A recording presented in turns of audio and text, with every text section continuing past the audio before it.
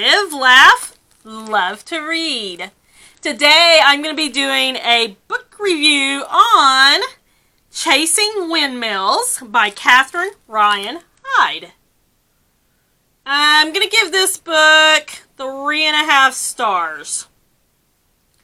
I would say that I didn't love it. I didn't hate it. But I wanted to finish it. So 3.5 stars. So this one is about Sebastian and Maria. Both Sebastian and Maria live in a world ruled by fear.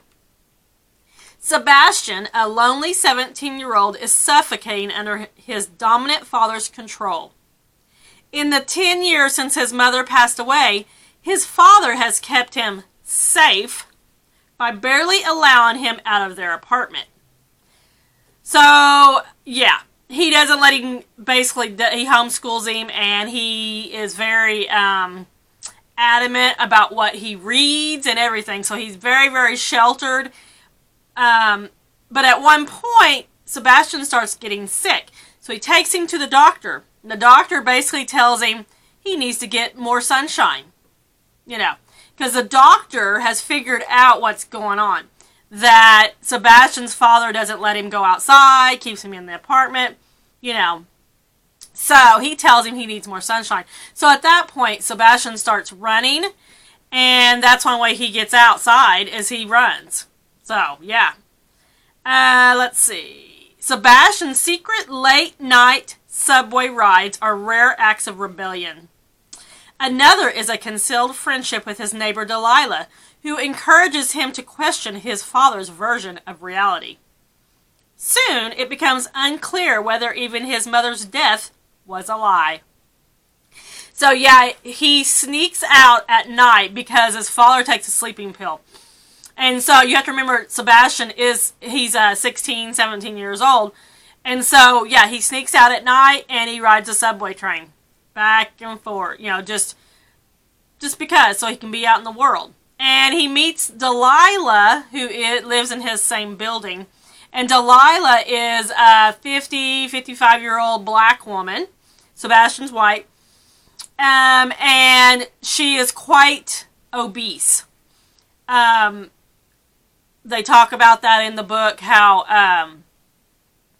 and she's only there for a few months because her daughter just had a baby. So she actually doesn't live there all the time.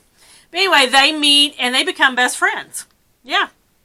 Maria, a young mother of 2, is trying to keep peace at home despite her boyfriend's abuse.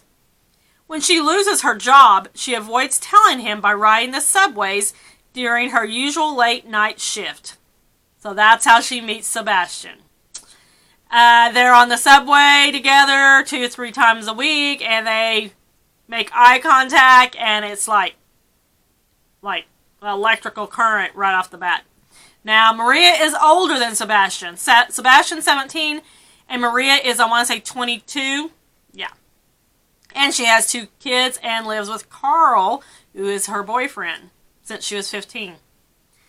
Let's see. She knows her sister Stella is right.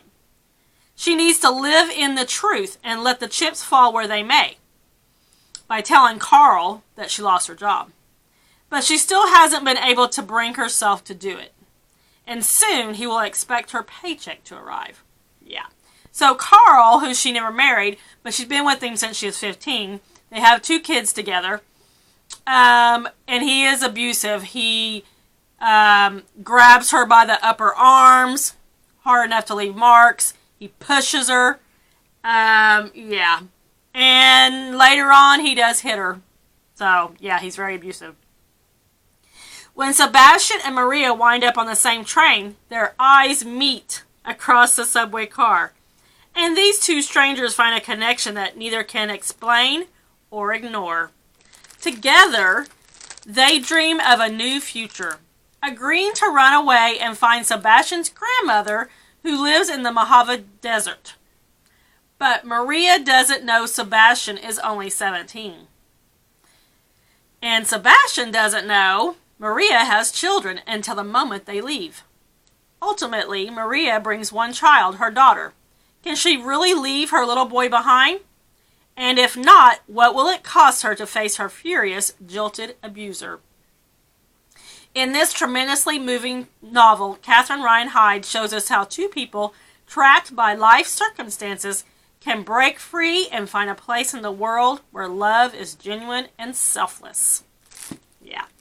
So, Sebastian is kind of like, it's almost like he's from another planet, because he does not know any of the things that they live in New York, but he has never had pizza. He's never had a hot dog from a hot dog vendor. He's never had Chinese food, because his father controls everything, and one of the things he controls is the food that comes into the house. So Delilah, his best friend that he meets, starts introducing him to these things. And then later on, Maria does too. And so Maria and Sebastian start a, not really a, well, I guess it's a relationship, but it's not like a relationship. It's more like they ride the subway together. She sleeps on his shoulder, you know. But later on, they do get closer, and it's kind of stilted, you know. Like, yeah, she does find out he's only 17, even though she thought he was older because he's real tall. And then they decide to run away together. Well, she has not told him that she has kids, and she shows up to run away with him, and she has a little girl.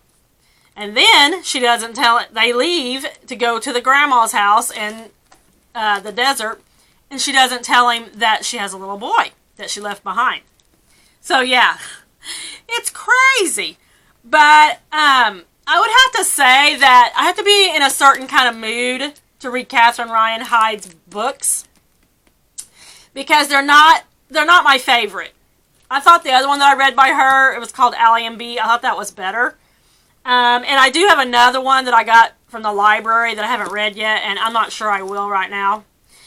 Just because her writing style is different. Yeah, I'd say it's different. But anyway. So I'm giving it 3.5 stars. It was okay. It was good. I finished it. That's what I got to say about it. So that's all I have for today. Don't forget to like and subscribe. Thanks, friends. I'll see you next time.